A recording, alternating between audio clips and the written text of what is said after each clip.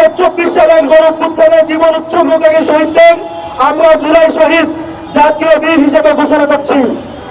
তাদের আত্মত্যাগে বাংলাদেশ পেয়েছে নতুন স্বাধীনতা।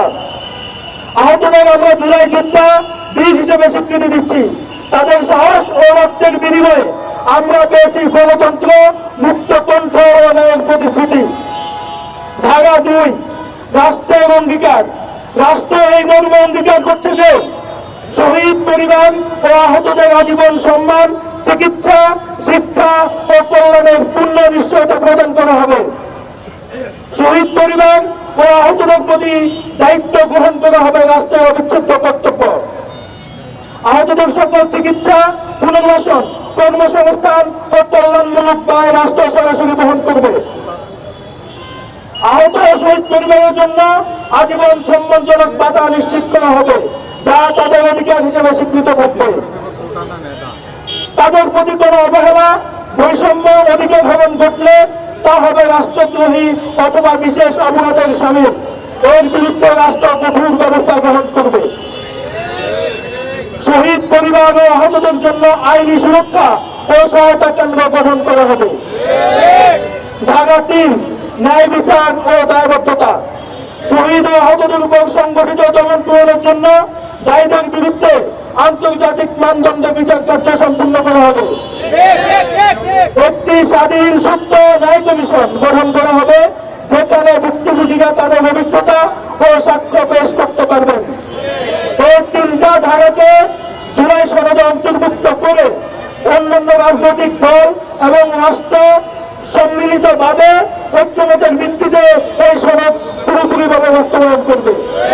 তবে জুলাই সনদের পূর্বে জুলাই ঘোষণাপত্র দিতে হবে এবং জুলাই ঘোষণাপত্র জুলাই সনদকে স্থায়ী বিধানে অন্তর্ভুক্ত করতে হবে।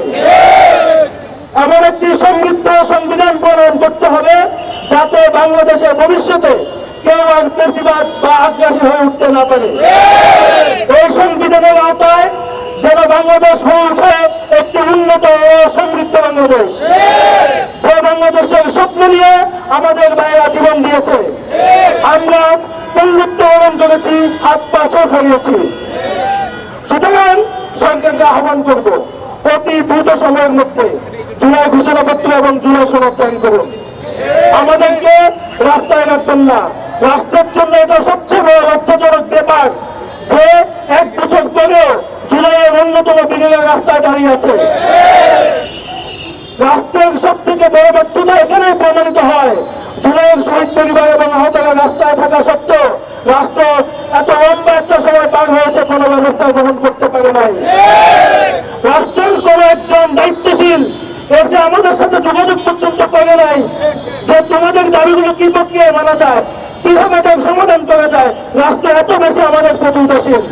সুতরাং আমি রাষ্ট্রকে হুঁশিয়ার করে বলতে চাই, অতি উদাসীনতা কিন্তু ভালো ফল বয়ে আনে না। একটি সত্যই একটি প্লাবনের সৃষ্টি করতে পারে। আমি আবারও দেশবাসীর কাছে ক্ষমা প্রার্থনা করছি যে সামান্য দুর্ভোগ সৃষ্টি হয়েছে, আপনারা সেটাকে ক্ষমা সুন্দর দৃষ্টিতে দেখবেন। আপনাদের সন্তানরা এই রাষ্ট্রের জন্য জীবন দিয়েছে, বন্ধুত্ব বরণ করেছে, তাদের রাষ্ট্রীয় স্বীকৃতির পক্ষে আপনাদেরও থাকা উচিত।